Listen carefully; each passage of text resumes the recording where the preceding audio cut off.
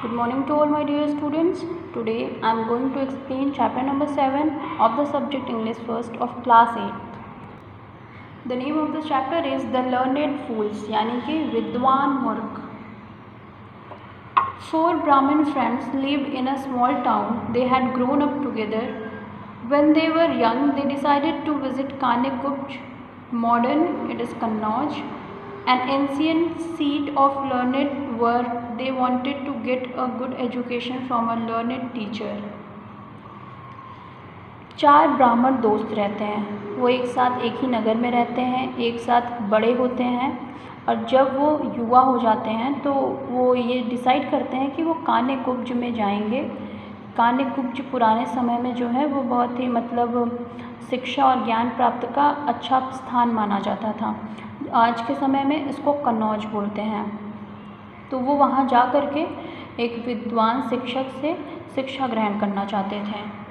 In Kanyakubja they complete their studies but they lacked on one thing.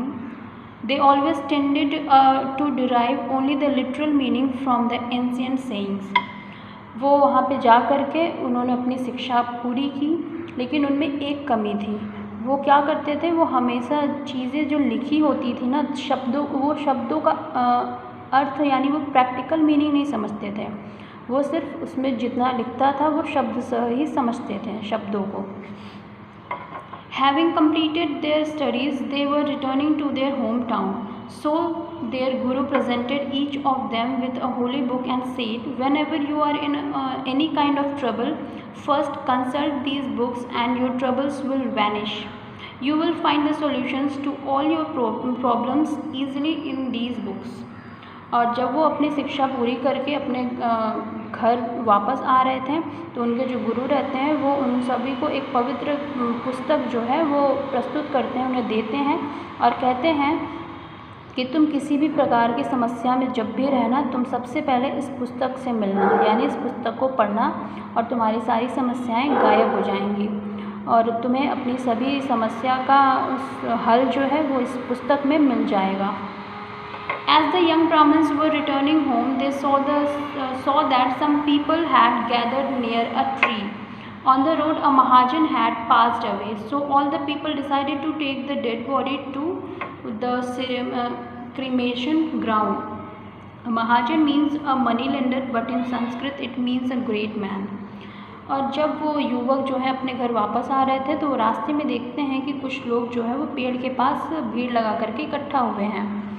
सड़क पे एक महाजन जो है वो गुज़र गया था और वो रास्ते में पड़ा हुआ था. तो सभी लोग जो रहते हैं वो निश्चय करते हैं कि वो उस डेड बॉडी को दाह संस्कार के लिए लेके जाएंगे. महाजन का मतलब वो होता है जो कि लोगों को पैसे उधार देता है, लेकिन संस्कृत में महाजन का मतलब महान पुरुष होता है. One of the Brahmins opened his holy book. After consulting it, he said, "It is written that we must follow a Mahajan, so we must join the crowd." They took only the second meaning of Mahajan. तो उनमें से जो एक ब्राह्मण रहता है वो अपनी पुस्तक को खोलता है और उसमें पढ़ता है. उसमें लिखा हुआ था कि हमें महाजन को फॉलो करना चाहिए, यानी कि महाजन का अनुसरण करना चाहिए. तो फिर तो ब्राह्मण कहता है कि क्योंकि इसमें लिखा हुआ है कि हमें महाजन का अनुसरण करना चाहिए, तो इसलिए वो लोग उस भीड़ में शामिल हो जाते हैं. वो यहाँ पे सिर्फ महाजन के दूसरे अर्थ को ही समझते हैं. So the 4 young Brahmins joined the crowd and accompanied other people to the cremation ground. When other people got busy in cremation,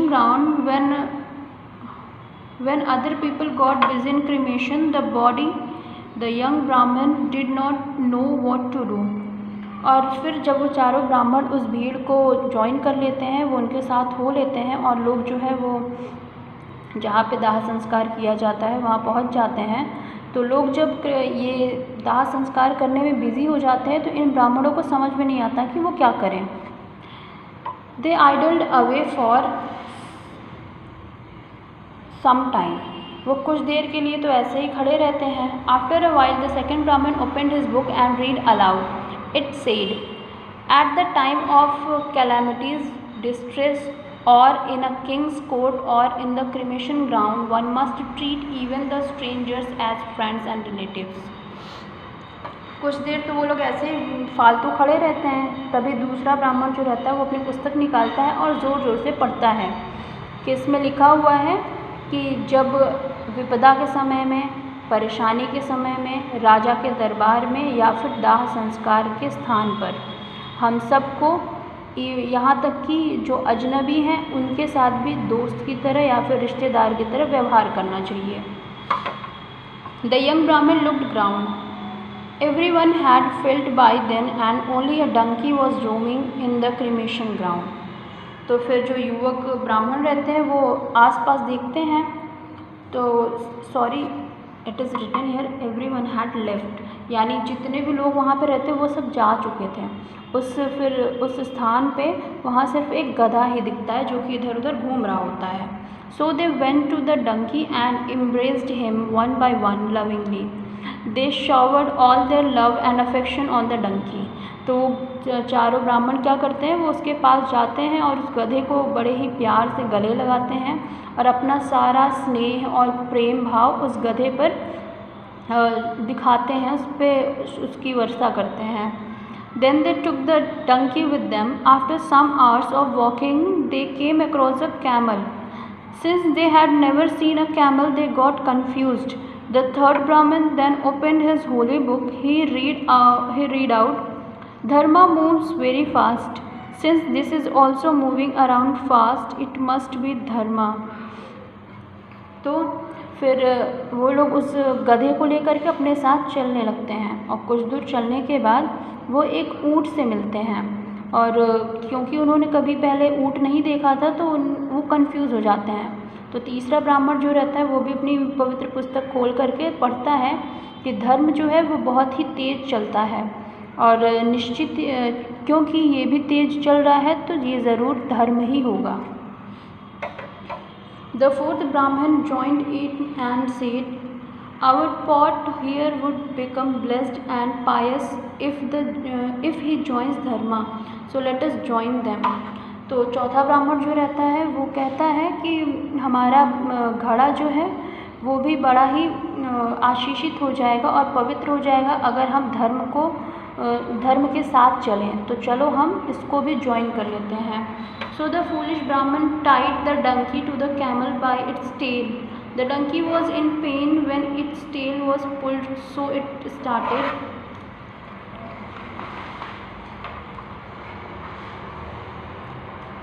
started braying loudly. तो वो मूर्ख ब्राह्मण जो रहते हैं वो क्या करते हैं, वो उस गधे को और ऊँट के पूँछ को बांध देते हैं। तो क्योंकि वो जल्दी चल रहे थे, मतलब साथ में चल रहे होते हैं, लेकिन गधे की पूँछ जो है वो खिंच रही होती है और उसे दर्द हो रहा होता है, तो वो ज़ोर ज़ोर से हिनहिनाना शुरू कर देता है। An Ashravan who was the owner of this donkey heard the praying. Sorry, here should be braying. It is by mistake. P is printed. Make it B. Heard the braying. He rushed to the spot. Seeing all this, the four Brahmin ran away.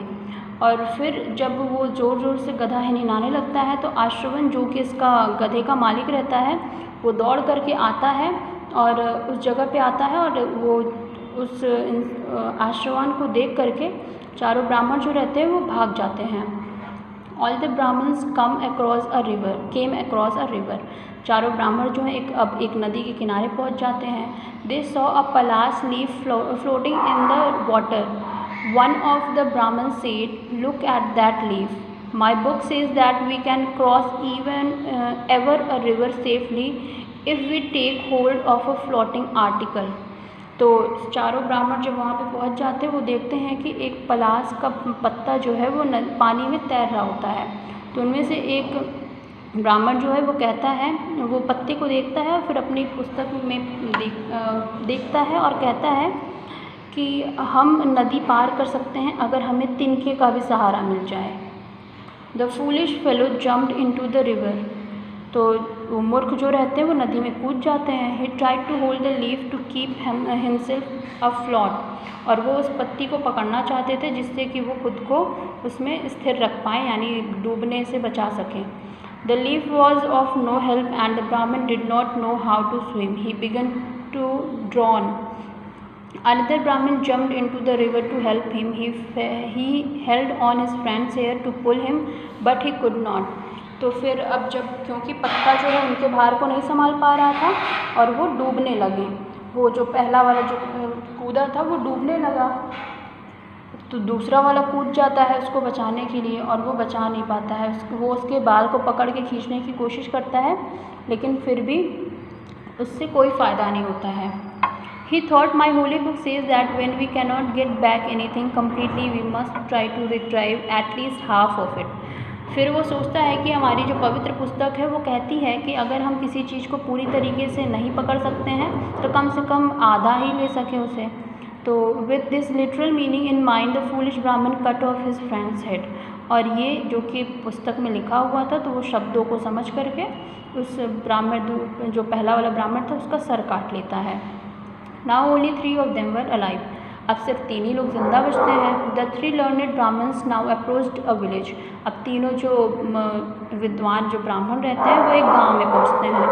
In the village people were impressed by the scholarly look of the young Brahmins. 3 of the villagers invited each Brahmin to their own house of lunch.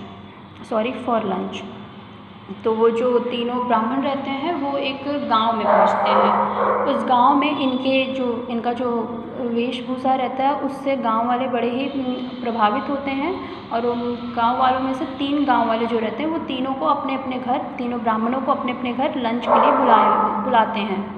In the first villagers house one of the Brahmin was served up sevaiya, that is spaghetti.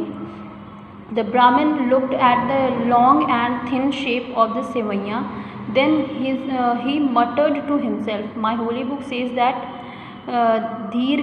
Dirghasturi, meaning lazy but having literal meaning long and lean, is easily destroyed. So I must refrain from eating it or I will also be destroyed.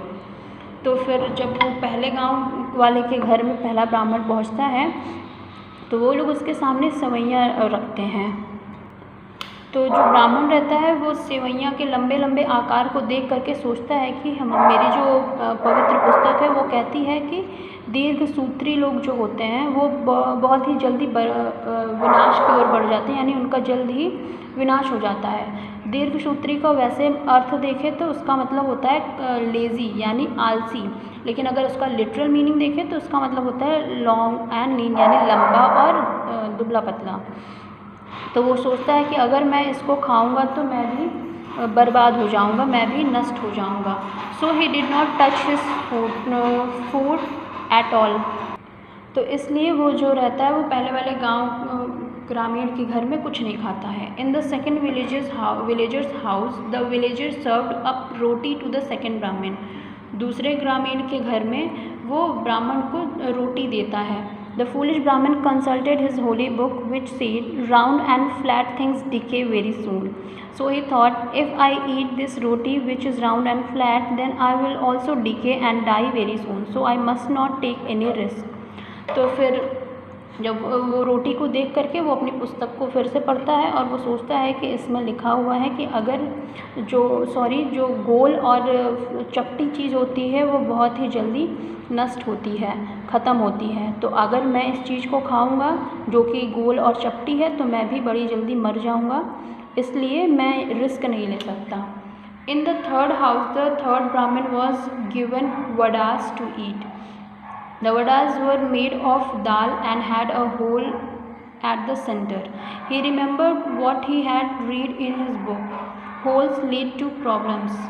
तो फिर जो तीसरा वाला ब्राह्मण रहता है उसे वहाँ पे वड़ा दिया गया होता है। वड़ा यानी जिसे हम नॉर्मल भाषा में बड़ा बोलते हैं। तो वो बड़ा जो रहता है वो ले करके देखता है, और बड़ा होता कैसा है, गोल शेप में होता है, उसमें बीच में होल रहता है। तो उसने अपनी पुस्तक में पढ़ा हुआ रहता है कि गोल जो होल होता है, छिद्र जो है वो प्रॉब्लम्स क्रिएट करती हैं, ऐसा उसके दिमाग में आता है। So the third Brahmin also did not eat his lunch, इसलिए तीसरा ब्राह्मण भी अपना लंच नहीं करता है। Eventually the three foolish scholars remain hungry and all the villagers poked fun at them, और इस तरीके से तीनों ब्राह्मण जो रहते हैं वो भूखे ही रह जाते हैं, मूर्ख ब्राह्मण जो रहते हैं, और जो गाँव वासी रहते हैं वो उन लोगों का मजाक बनाते हैं। The moral of the story is that people who go by the literal meaning of all the words that they hear or read are nothing but fools। तो इस चैप्टर का मॉरल क्या है कि ऐसे लोग जो कि किसी भी शब्द या फिर जो वो पढ़ते हैं या फिर सुनते हैं उन सब का अगर सिर्फ लिटरल मीनिंग ही समझते हैं तो वो और कुछ नहीं बल्कि मूर्ख हैं। हमें जो चीज़ हम पढ़ते हैं उसकी गहराई में जा कर के उसके अंदर के भाव को समझना चाहिए, ना सिर्फ शब्द शब्द को पढ़ करके शब्द से समझना चाहिए। So this was a very meaningful story. That's all for today in this chapter. Now we will do the exercises of this chapter. A, tick the correct answer. Number 1, the story is about learned fools. Number 2, all the 4 Brahmins decided to visit Kanekuj. Number 3, who passed away on the road? Answer is a Mahajan. Number 4, the 4 young Brahmins joined the crowd and accompanied. Answer is other people to the cremation ground. Number 5, in the river water they saw a floating on the surface, they saw a tender palas leaf.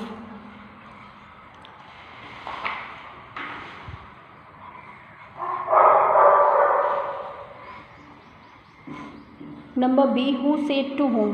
This is your homework, you have to do it by yourself. Number C, fill in the blanks. Number 1,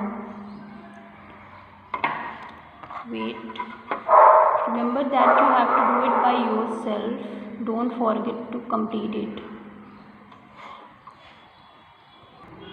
C, fill in the blanks. Number 1, in Kanekuj they completed their dash, answer is studies. Number 2, their guru presented each of them with a dash, is holy book.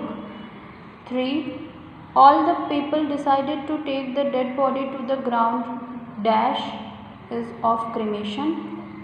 Number 4, my holy book says that is easily destroyed, answer is Dirgha Sutri. Number 5, round and flat things soon, answer is decay. Number 6, whole leads to, answer is problem. Writing fun is your homework, you have to do it by yourself. Question answers you will get in your homework. That's all for today. Thank you so much.